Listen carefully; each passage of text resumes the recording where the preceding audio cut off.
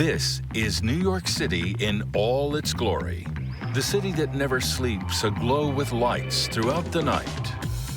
You can be 20 miles coming down the thruway, and when you get to a certain point and look up, you see that glow in the sky. But what powers this awesome sight is often an afterthought. I would say electricity is literally the lifeblood of New York City, right? I mean, it powers everything that you do, but people almost tend to take it for granted. Keeping the lights on in this bustling metropolis requires coordination, constant maintenance, and quick thinking. New Yorkers demand billions of watts of electricity per day, substantially more than the city itself can produce. 1% of the state is using something on the order of 33% of the power.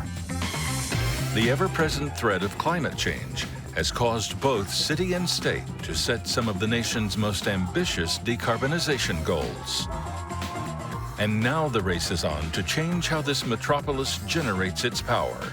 How do we transition this great city into a place that's fueled with renewables? This is how New York City keeps the lights on.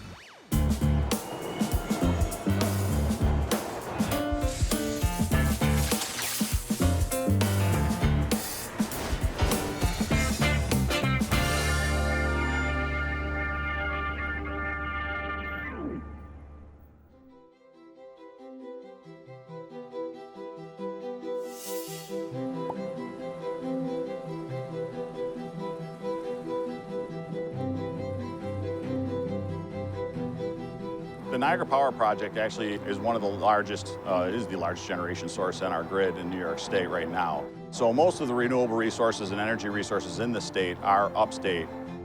Obviously, in New York State, the primary loads are downstate, New York City and Long Island, where the population centers are and a lot of manufacturing and other loads are. This hydroelectric power plant provides the state 2.6 million kilowatts of electricity per year. It's one of the state's central station power plants, generating huge amounts of electricity far from where it's needed most. Electricity's journey begins here and at hundreds of other power plants across the state. Together, they make up the Eastern Interconnection, one of the two major electrical grids in North America. This plant is but one small piece of this vast machine. We take water from the upper Niagara and we transport that through two conduits, 4.5 miles downriver. Water is very heavy, and water is quite powerful no matter what way it's stored. Once it's ponded in a lake, like Lake Erie in our case, in the upper Niagara River, we use the potential energy around that elevation to run the water down through some turbines, and those turbines will rotate. The plant takes in 748,000 gallons of water each second, which spins its 25 turbines to generate clean electricity. We use that rotation and that motion and mechanical energy and transfer that and create electrical energy from that. It goes to the grid, it follows the path of least resistance to the rest of the state and feeds the loads that are there. Everything that I just described is instantaneous. Every electron we generate is actually consumed almost in real time. The legacy of hydroelectric is almost impossible to measure the impact. We really learned that it's one of the cleanest ways to generate electricity.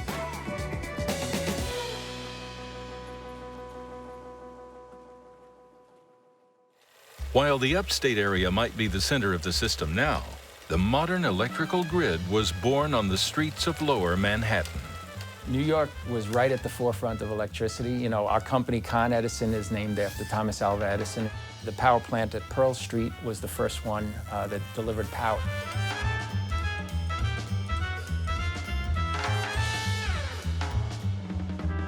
This was the site of Edison's Pearl Street station. There was two buildings. One was an iron foundry. I think the other was a soap factory. And again, he didn't have a big budget for this experimental plant. This is the cheapest real estate he could find. Electricity was, at the time, a luxury, often relegated to those who could afford to build their own generators. Instead of just going for one building, there are a lot of customers that he saw were out there, but they couldn't afford a power plant in their basement. So you put in a central power plant and sell the power in the manner of a utility, like just as you would with gas. It was one of the most innovative and world-altering infrastructure projects. The plant originally powered 400 lamps at 82 locations, including the New York Times building. This was steam engines cranking direct current generators. Power was fed out lines under the street, and then it was delivered to individual customers. They were called jumbos, named after a famous circus elephant. That's where they got the name Jumbo. 6 of these 27-ton machines were needed to light up just 1 square mile of New York City. When Thomas Edison pulled the switch at his downtown electrical plant on September 4th, 1882, he ignited the electrical age. By 1884, the Pearl Street station was serving 508 customers with 10,164 lamps. This station launched the modern electric company industry. His invention of the light bulb and the appliances derived from it has often been ranked with the invention of the wheel as the most beneficial to mankind. Edison's invention ignited a need for electricity, and what once existed in a bubble in lower Manhattan quickly spread. But Edison's plant used direct current and could not meet growing demands for electricity. His competitors, Nikola Tesla and George Westinghouse, believed alternating current was the answer, and it eventually won out. Today, dozens of plants operate in or close to the city limits. Combined, they have the ability to generate most of the electricity the city needs each day. New York City does actually have the capability to generate something on the order of 90% of our power in city. Believe it or not, all of them are fossil fuel driven, and some of them are 1970 vintage combustion turbines that are just not good, for the environment and for the air quality. Most are concentrated in Astoria and Long Island City, and often near low-income neighborhoods. Ravenswood Generating Station has been powering New York City since 1963. The plant uses both fuel oil and natural gas to produce electricity and is the largest plant in the city limits, representing about 20% of the city's generation capacity. Ravenswood is a vital facility for keeping the lights on in New York City during the depths of the winter when people are keeping their homes warm, or during the hottest days in the summer when people are trying to run their air conditioning. When you work in a power plant in New York City, you tend to have a decent amount of pride. You look out over the lights at night and you say, this is what I do, this is part of it. And I believe that a lot of people in this industry feel that same way, that they feel that they're powering New York, and it's a good feeling.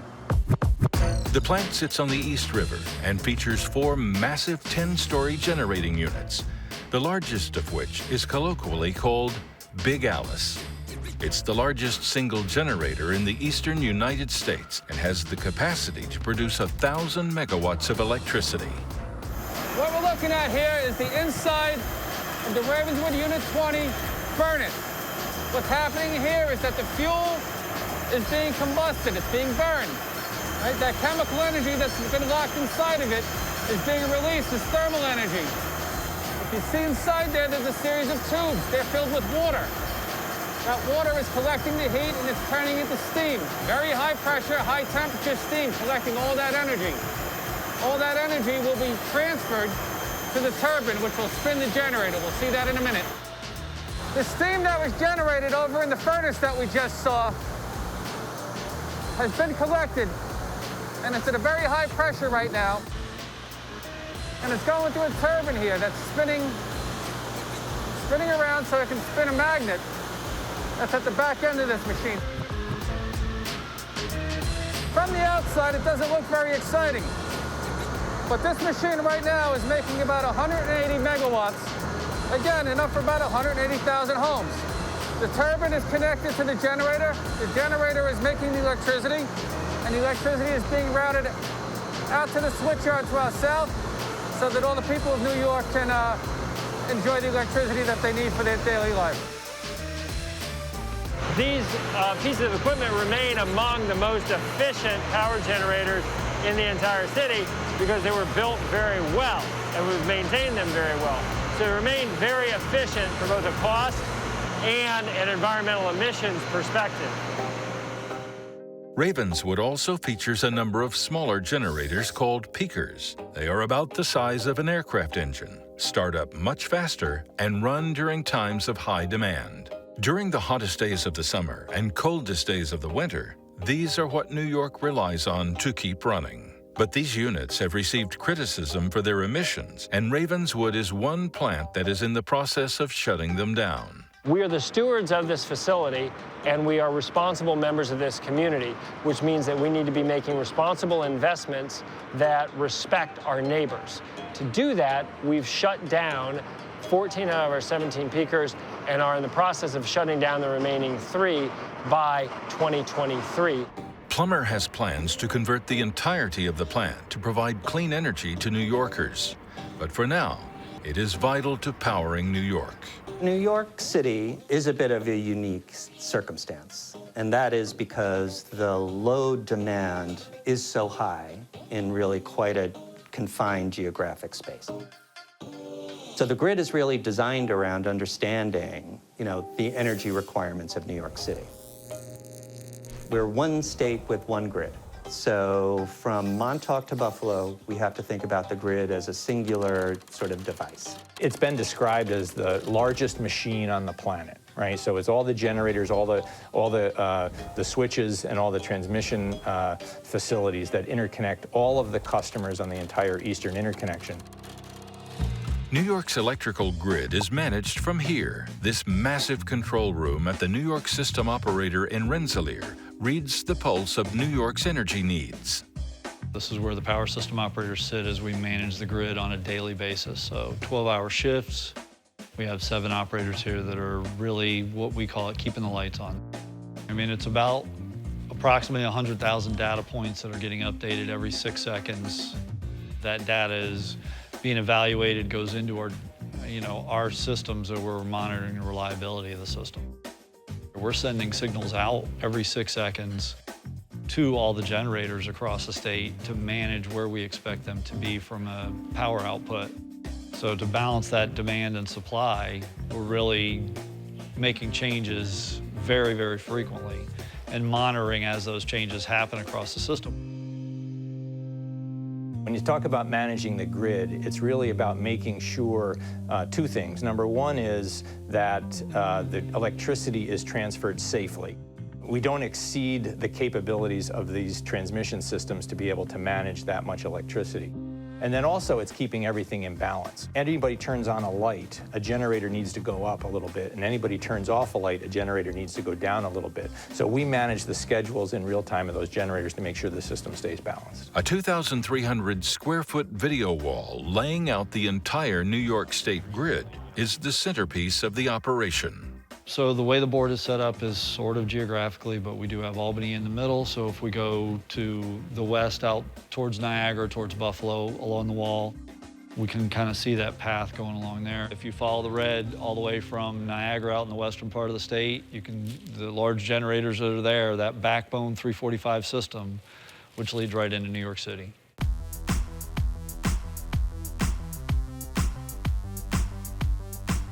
Once electricity is made, it needs to be used instantaneously, no matter how far away it's generated. NYSO is kind of like the orchestra, the maestro that kind of tells which generators to play and when. And then Con Edison, we own the transmission assets that they're coming in on for our service territory, and as well as operate the distribution system that gets that power to customers. Consolidated Edison is one of the largest energy providers in the United States, and it's the final step of electricity's instantaneous journey to New Yorkers' outlets. We're in the Manhattan Control Center, and this is where they oversee the distribution system in the borough of Manhattan. The power is typically generated far away from the load centers, and then it's transmitted. The last part of that is distributing it and getting it to our customers. So in Manhattan, our distribution feeders are typically 13,800 volts, and they deliver the power through the streets. Ultimately, there's one transformer that steps it down and gets it into their house. Power has to be dropped from 13,000 volts down to 120 volts for you to use it in your wall. The Manhattan grid has 39 networks, or pockets of equipment feeding electricity to customers, all monitored here day and night for any disturbances. Con Ed operates the grid on what's called an N-2 design. It's a redundancy that allows Con Ed to maintain power even if they lose two components. But things do inevitably fail. So on this board here, if you look to the left, that's called our distribution information system. And that shows you each of the networks, and then the green boxes are the feeders in that network. So there's anywhere from 8 to 24 feeders feeding particular networks. The few cases where a feeder's out, you'll see that the purple is marked there. And then the middle board shows us those 3 feeders that you see in purple.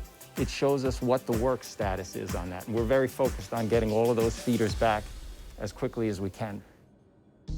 As older plants like nuclear generating Indian Point are retired, generating enough power to meet New York's needs is an ever-present concern. Currently, New York State still relies heavily on fossil fuel resources. In 2020, 55% of the grid's resources came from zero-emission sources, while 43% of the grid ran off fossil fuels. When former Governor Andrew Cuomo signed the Climate Leadership and Community Protection Act in 2019, the state took on an ambitious challenge. Let me say this, 1,700 megawatts of clean energy. 70% of electricity will be generated by renewables by 2030, and the state's electrical grid will be completely carbon-free by 2040. By 2050, New York State aims to achieve complete carbon neutrality across the state's economy. New York City has taken this challenge a step further and is requiring that new constructions have green roofs and buildings meet strict requirements. These climate goals are on the minds of the operators of many of New York City's fossil fuel generating stations. 2040 is coming up very quickly, and to be able to meet the goal of 100% renewables by 2040, we need all hands on deck.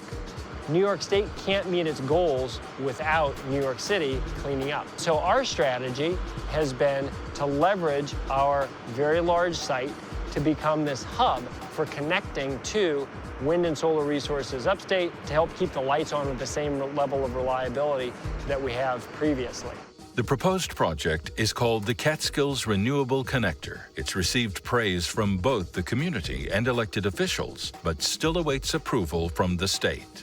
So with just a few bundles of cable buried deep beneath the riverbed, we can move thousands of megawatts of power from upstate and from offshore wind into the site, reusing all of the electrical infrastructure that was originally built here to send out power from Big Alice and the rest of our fossil generating facilities.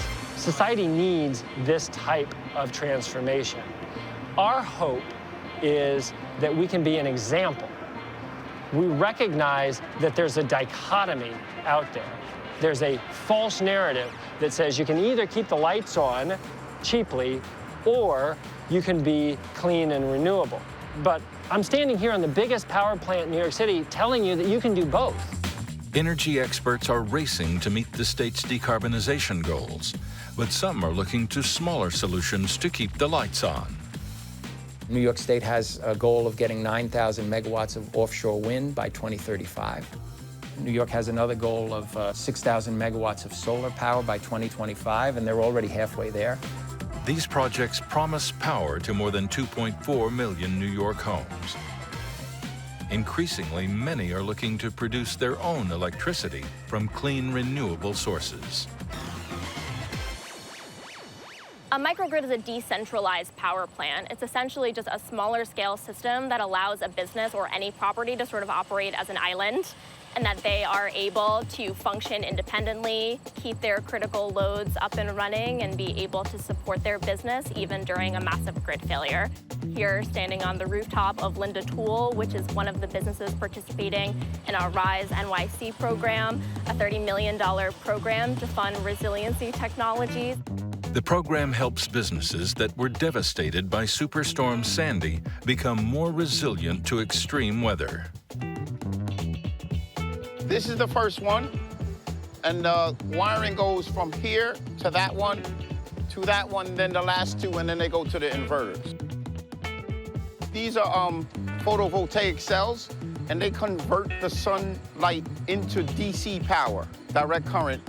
And the DC power goes to the inverters, and the inverters switch it over to AC, and then it flows into the power system.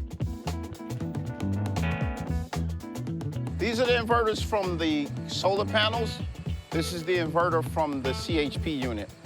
They all come together into that control box, and then they send the AC power downstairs to the automatic transfer switch. So if the power goes out, the switch switch over to this system.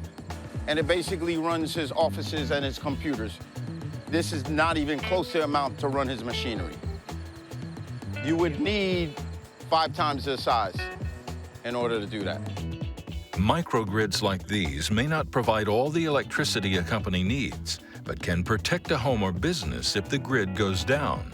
So I think sort of independently operating from the grid is, in a way, greening the grid, in that we are freeing up some of the grid's capacity to focus on areas where we can't have something like this.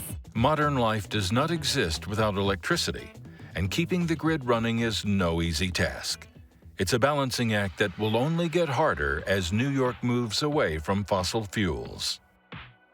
So we're predicting the grid of the future is going to be more generators and smaller generators. So the challenge of scheduling them economically and making sure that they're all operating at the appropriate time so that we can balance that generation to that load, it's going to be a harder optimization problem to solve. And as New York moves towards a greener future, new challenges will arise. It's not really about just cleaning up the electric system, it's cleaning up the entire economy. Part of reaching that 2050 goal of full decarbonization is getting the transportation industry to electrify, and that means electric vehicles. This move toward electrification will increase New Yorkers' demand for electricity at the same time older plants are shutting down. As the deadline of a complete decarbonized grid approaches, New York is looking at new ways to generate and store electricity. One resource that gets a lot of attention is hydrogen. So you can get a lot of energy from a relatively small amount of hydrogen. Battery technology is probably one of those highly kind of emergent technologies, but also extraordinarily high potential. Energy storage is the holy grail to electricity, period. But then when you're using these resources that are incredibly green and awesome, but are intermittent, you need to have something storing that power when the sun's not shining and when the wind's not blowing. From the early days, when lights first illuminated the streets of Manhattan, the city was forever changed. If you look at a satellite photo and you look at New York City, it's obviously very much brighter than the rest of the states. The amount of electricity used in New York City reflects the vibrancy of the people in New York City. Electricity is really one of those very base, primary things that makes what we love to think of as our modern life and our quality of life happen. It's about the ability to be able to continually provide reliable power under a variety of various circumstances. We need to be able to show up to help keep the lights on for New York City's $1.3 trillion economy. This facility is absolutely necessary today, but at the same time, it's absolutely necessary, the same level of urgency, to be able to create new clean energy sources that will take the place of this over time.